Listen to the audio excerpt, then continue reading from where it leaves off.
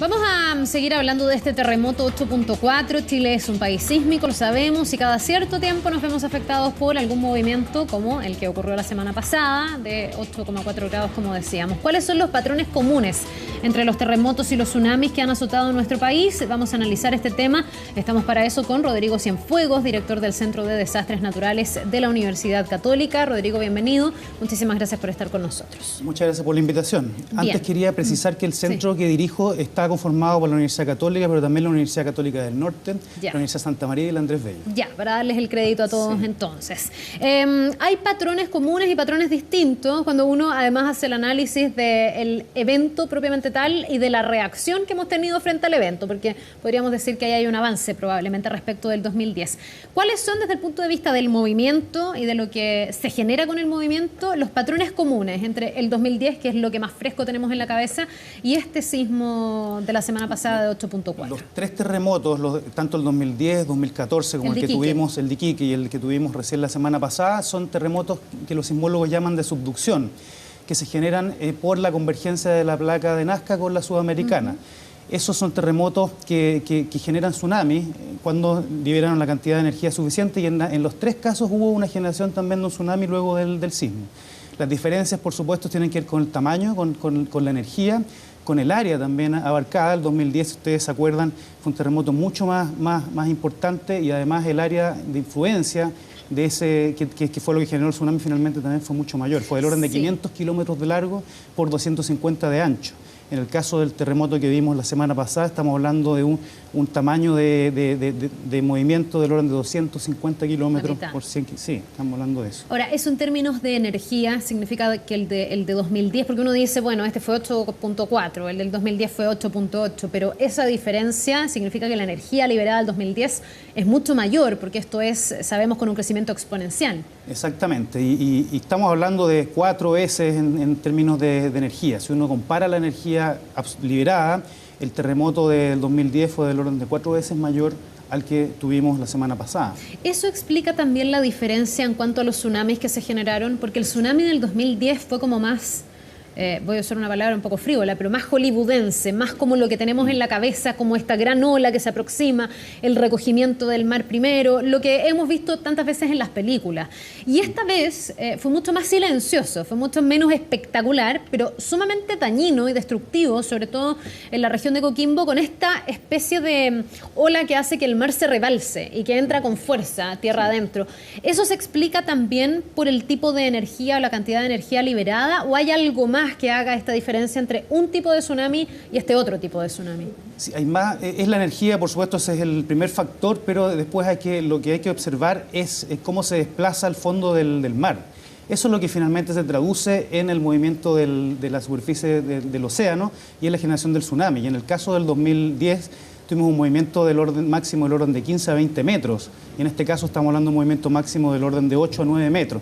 Ese es el movimiento, el desplazamiento relativo, es el que realmente empuja la columna de agua y genera entonces el tsunami. Hay características parecidas. De hecho, el 2010 había muy poco conocimiento al respecto y estamos esperando la primera ola. Si tú te acuerdas, hubo gente incluso que volvió, incluso hubo mensajes de que ya había pasado el tsunami. Que fue lo que hizo que tanta gente muriera, mucho más que ahora. Y eso fue un aprendizaje muy importante, y ahora se confirma, y también se confirmó el 2014 que la primera ola en este caso no fue la más importante, y hubo seguidillas de olas que fueron incluso mayores a la primera. Lo que ocurrió, de acuerdo a lo que uno observa en las mediciones de los mareógrafos del CHOA, es que hubo primero una pequeña ola que llegó a Coquimbo, estoy hablando de Coquimbo específicamente, después un descenso grande, que eso fue el recogimiento, y ahí tuvimos una inundación del orden de 4,5 metros que llegó la ola, y eso se repitió en el tiempo durante varias horas. ¿Esos podrían ser los patrones comunes o lo que uno podría comparar desde el punto de vista del fenómeno natural, que significa un terremoto o un tsunami? Pero ¿qué pasa también en términos de reacción? Porque yo tengo la sensación de que ahí sí hay grandes y notorias diferencias que podrían explicar también que hoy día tengamos una cantidad de fallecidos menor, fallecidos que por cierto lamentamos, que son vidas irrecuperables. No es por minimizarlo, es por decir que en realidad esta vez sí hubo una mejor reacción. Sí, y también producto de todo lo que vivimos, lo traumático que fue y la falla sistémica que observamos en el 2010, se hizo un trabajo muy importante desde las instituciones encargadas, también en colaboración con las universidades, y hubo un trabajo de preparación sistemático. La gente también está mucho más concientizada y el sistema hoy día lo vimos operar en forma exitosa. Las personas reaccionaron. Aquí las personas son fundamentales porque el tiempo de respuesta entre el terremoto y la llegada de las primeras olas es muy breve. En el caso nuestro, del orden de 10 a 15 minutos. En el caso de Japón es 30 a 40 minutos. Entonces ellos pueden tener sistemas distintos a los nuestros. Eso justifica plenamente la evacuación preventiva que decreta la ONEMI antes siquiera de tener la información técnica de parte del Centro Sismológico Nacional y del CHOA. Esto es bien interesante porque finalmente yo recuerdo que para el año 2010 desde el Servicio Geológico de Estados Unidos se dijo, a ver, aquí había una advertencia y probablemente se confió mucho más en lo que decía en ese momento el CHOA, en lo que podía decir, no sé, sismología en Chile. Tengo la sensación de que esta vez se pecó un poquitito más de alaraco, que se aplicó más el más vale prevenir que curar, y porque el servicio sismológico, a lo mejor la gente no siguió la evolución, pero empezó a rebajar la magnitud en esta oportunidad del sismo, cuando el Servicio Geológico de Estados Unidos ya estaba por sobre los 8 grados, nosotros llegamos a tener 6, algo, fue lo que estaba cuantificando sismología, pero no se hizo caso a eso, finalmente se pecó de alaraco, se evacuó igual a casi 1 millón de personas en el borde costero. Es una gran diferencia que hoy día en realidad el sistema y el CHOA está observando, está conectado con otros centros y otros servicios que entregan información similar al Centro Sismológico Nacional. Y es muy importante que sea así, porque la incertidumbre en lo que es la estimación de la fuente sísmica, del terremoto en las primeras horas, incluso un día, es bastante grande. Y es importante que se tome la información que llegue y siempre mayorarla, y la evacuación preventiva en este caso se justifica totalmente por las razones que decía antes. Tuvimos ahí un problema en cuanto a la estimación inicial de parte del Centro Sismológico Nacional. De hecho, esa información no fue utilizada por el CHOA. El CHOA utilizó la información del Pacific Tsunami Warning Center, que decía 7,9 a los 5 minutos. Y a raíz de ahí, la evaluación del CHOA fue, existe un tsunami, puede haber tsunami.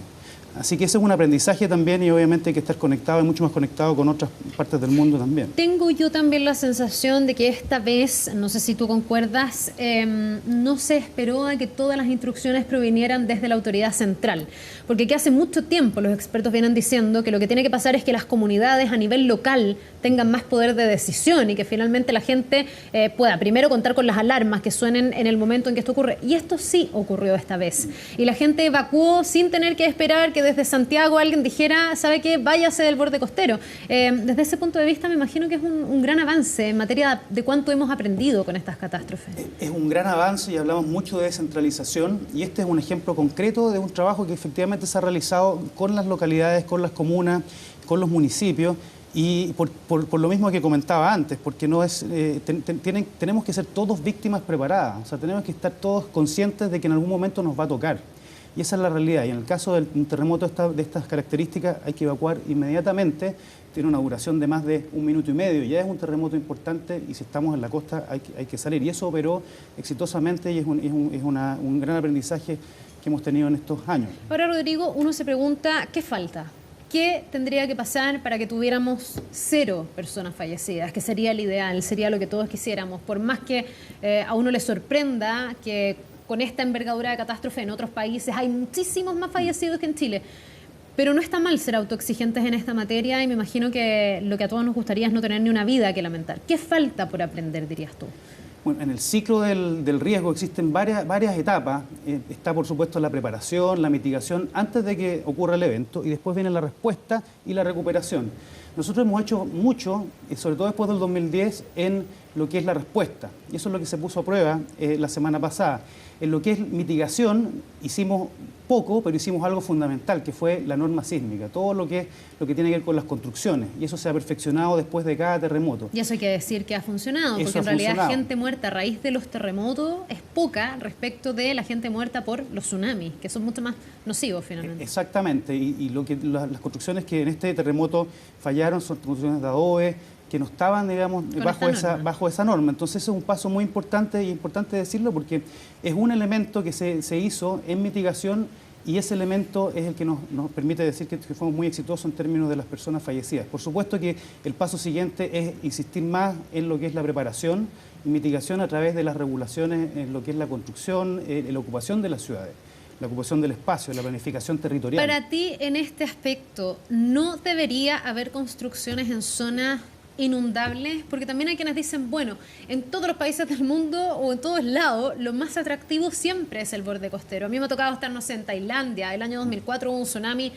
no sé cuántas veces mayor a los tsunamis que ha habido acá, y ahí todo se ha reconstruido nuevamente en el borde costero porque tiene un carácter turístico tan relevante que, bueno, se prefiere hacer la pérdida y volver a instalarse ahí. A tu juicio, ¿qué hay que hacer en Chile? ¿Tener una mejor cultura respecto de aquellos lugares o asentamientos que están en zonas inundables, o definitivamente prohibir que en esas zonas inundables se construyan desde viviendas hasta hay algunas zonas que tienen hospitales en zonas inundables? O sea, prohibir es muy difícil por un tema cultural y lo vimos en Chaitén y lo hemos visto también después del 2010. Lo que sí es labor del Estado y de todos nosotros es poder definir qué cosas se pueden construir y qué cosas no se pueden construir por ningún motivo y cómo hacerlo. El caso de la infraestructura crítica, claramente no debiera existir hospitales, tenencias de carabineros, colegios, bomberos, colegios. Obviamente eso tenemos que trabajar para poder sacarlos de las zonas inundables. Distinto es que puedan existir algunos servicios turísticos, pero siempre resguardando que en el momento de ocurrir un evento como este se puede evacuar fácilmente. Y y así funciona, en la ingeniería antisísmica funciona bajo el mismo principio. Uno no puede diseñar contra el terremoto grado 9,5. Lo que tiene que asegurarse es que en ese terremoto mayor la estructura no colapse y la gente pueda salir y no le caiga el edificio encima. Además, cuando estamos hablando de cómo regular las zonas inundables, yo me pregunto si estamos hablando de cómo mitigar en la primera línea a orilla de playa o en toda la zona que se inunda, porque aquí vemos que el mar entra varios metros sobre la tierra. Entonces uno dice, bueno, significaría que en un radio bastante amplio va a haber que regular, y ahí tenemos viviendas ya construidas. O sea, es imposible en el borde costero de Coquimbo, no sé, te voy a poner en La Serena, está la Avenida del Mar, pero mucho más adentro de la Avenida del Mar igual tenemos edificios, construcciones, casas. No se trata de sacar lo que está ahí, se trata, me imagino, de en esa primera línea tener una regulación mayor, ¿o no? ¿O sí, es toda la zona inundable? Nosotros en términos de borde costero y uso de borde costero estamos efectivamente muy atrasados, y lo vimos también con las marejadas que ocurrieron hace recién un mes. Sí. Estamos demasiado encima. Estamos construyendo demasiado encima, y eso ha sido por razones históricas, culturales, pero hoy día tenemos que dar un paso hacia atrás, tenemos que mirarlo, y sobre todo en las zonas que se van a reconstruir, ahí es donde se puede, no podemos permitirnos no hacerlo bien cuando vamos a hacerlo de nuevo. Pero se puede, porque vimos después del 2010 que la propia gente reclama que quiere tener su restaurante donde lo tenía, que quiere tener su casa donde la tenía, pese a que están en zonas inundables. Es que esa es la discusión, y eso es lo que tenemos que ver a nivel técnico, pero y también con las comunidades, porque aquí efectivamente ellos tienen mucho que decir, porque uno si les prohíbe construir en el lugar donde ellos quieren estar, van a volver a estar, digamos. Entonces hay un tema y efectivamente uno podría aceptar daño de vez en cuando, cada cierto tiempo. Eso tiene que ver con los seguros, por ejemplo, pero lo que no podemos aceptar es que existan pérdidas de vida humana. Entonces uno podría ocupar el espacio de manera distinta y con servicios perfectamente, sin infraestructura crítica, pero teniendo los resguardos necesarios para que no hayan víctimas fatales. Ya, y teniendo ahí entonces una cultura que permita frente a estos eventos saber qué hacer. Exactamente. ¿Qué es hacia lo que se ha ido avanzando probablemente? O sea, yo creo que tú también lo constatas. Hacia allá vamos, y creo que el tema que ahora vamos a tener que discutir bien es todo el entramado institucional y legal para poder definir qué construir y cómo construir. Y por supuesto eso, una vez que se discute a nivel técnico, también requiere una discusión a nivel ciudadano, digamos, porque hay que bajarlo, y eso requiere también de escuchar digamos, lo que piensan las personas en las comunidades. Un error también, en el 2010 quizás se pecó un poco de demasiado tecnicismo, en el sentido de querer imponer, o los técnicos teníamos la respuesta y que nosotros sabíamos lo que había que hacer, y finalmente se escuchó quizás poco a las personas que vivían ahí. Eso también es un aprendizaje que estamos considerando en este momento. Bien, a punta de golpe de la naturaleza, pero vamos aprendiendo por lo menos. Rodrigo, muchísimas gracias. Muchas gracias. Que te vaya bien, que tengas un buen día.